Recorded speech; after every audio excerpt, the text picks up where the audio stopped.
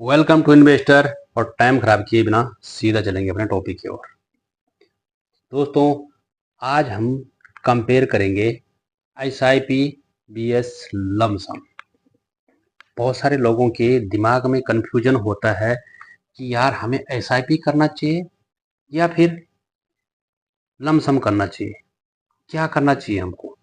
हम पैसे को थोड़ा थोड़ा जमा करते हैं और फिर एक ही बार लमसम कर देते हैं और छुट्टी खत्म और अच्छा पैसा बनेगा, बहुत पैसा बनेगा। देखो दोस्तों, दोनों अच्छे हैं, लेकिन दोनों के अपने अपने ऑब्जेक्टिव है, अपने अपने फायदे, अपने अपने नुकसान है। देखो दोस्तों, स्ट्रेटेजी क्या है?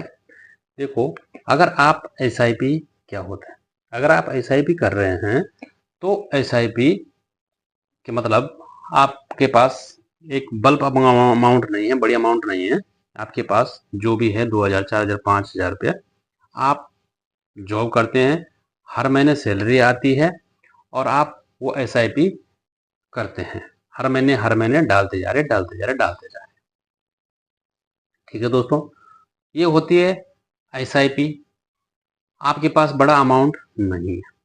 ठीक है दोस्तों, अब पैसा कहाँ ज़्यादा बनेगा वो भी हम कंपेयर करके देखते हैं कि पैसा कहाँ पर ज़्यादा बनता है, एसआईपी में बनता है या फिर उसमें बनता है, लमसम में बनता है।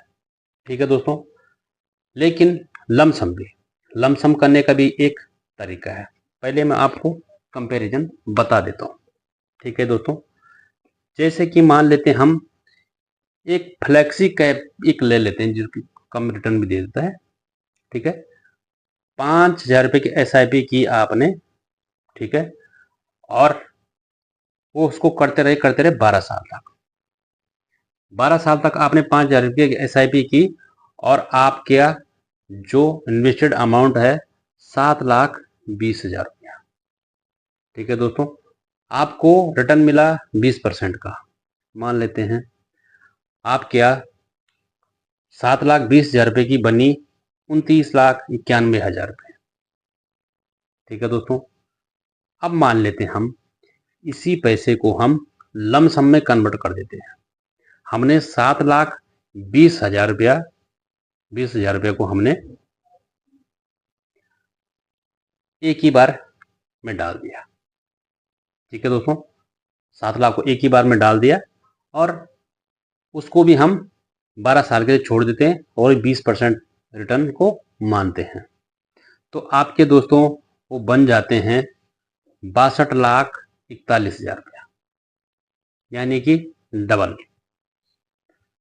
तो फिर इसका मतलब हमको लमसम करना चाहिए? नहीं दोस्तों, करना चाहिए, लमसम भी अच्छी चीज़ है, लेकिन इसकी भी एक स्ट्रेटेजी आपको अपनानी पड़ेगी।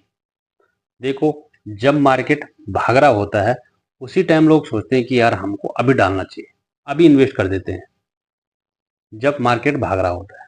जबकि दोस्तों उस टाइम पे नहीं करना चाहिए। और मैक्सिमम लोग यही गलती करते हैं कि चढ़ते मार्केट में, जब मार्केट भाग रहा होता है तब इन्वेस्ट करते हैं।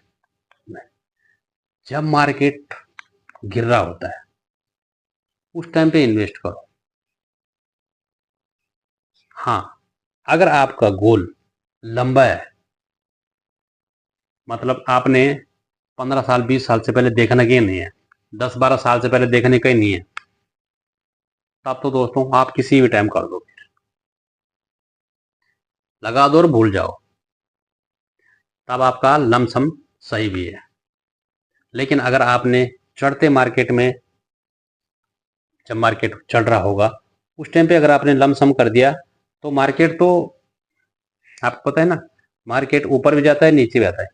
ना तो ऊपर ही एक बार जाता है ना तो नीचे एक बार जाता है। ऊपर भी जाता है तो नीचे भी आता है, नीचे जाता है तो ऊपर भी जाता है।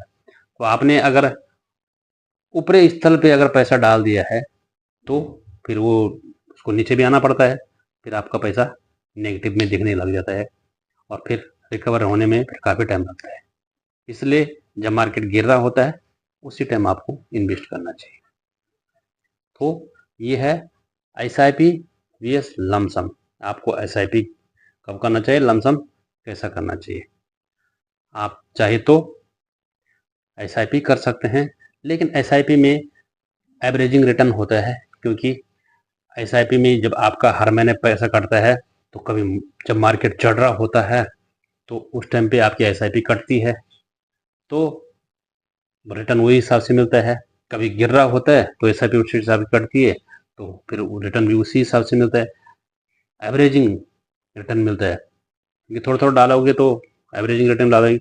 लेकिन इसका लमसम का ये फायदा है कि अगर आपने एक बार डाल दिया तो फिर आपने एक ही बार में बल्क अकाउंट में डाल दिया तो, और फिर ढेर सारी NIB भी खरीद लेते हैं, पॉइंट खरीद लेते हैं, और फिर लॉन्ग टर्म में वही आपने अगर आज मान लेते हैं कि 20, 25, 30 कोई भी NIB खरीद लिया, 10 साल के बाद देखेंगे तो उसकी 100, 200 NIB बढ़ गई, तो फिर उस हिसाब से आपका पैसा भी बढ़ जाता है। लेकिन SIP में आप किसी बार NIB 20 रुपये की है तो उस टाइम खरीद लिया, किसी में 25 रुपये की है उस टाइम भी खरीद लिया, किसी टाइम फिर 18 रुपये की आई उस टाइम भी खरीद लिया। ऐसे करके आपका रिटर्न भी एवरेज हो जाता है। तो थैंक यू, जय हिंद। चैनल को सब्सक्राइब जरूर कर लेना।